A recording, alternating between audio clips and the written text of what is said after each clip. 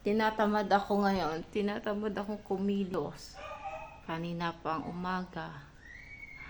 Hanggang ngayon. Pero no choice. Kailangan kong kumilos. Tapos, kaya pa akong umaga inaantok.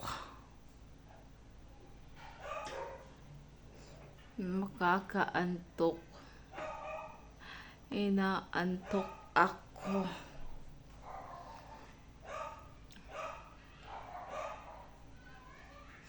Kumusta? Kumusta pala yung ano nyo, yung Valentine's Day mo? Guys, kumusta yung Valentine's Day nyo sa buti? Ang akin, trabaho yung kadate ko.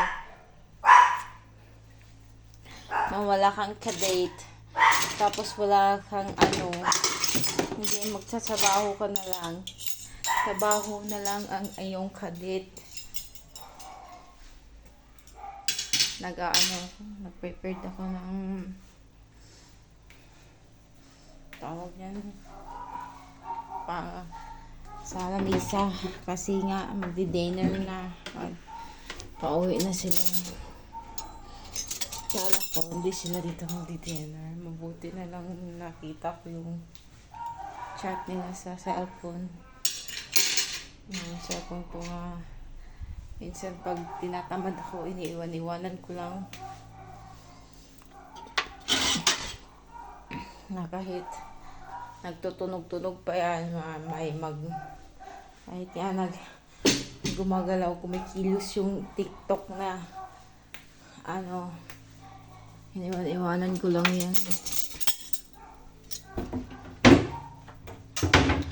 Nakatamad. Diba parang sama ang pakiramdam na hindi ko ma-explain kung bakit. Ay nako, life. Kanina pa talaga ang life. Bye guys. Sana po i-like, subscribe to my channel at share. Thank you.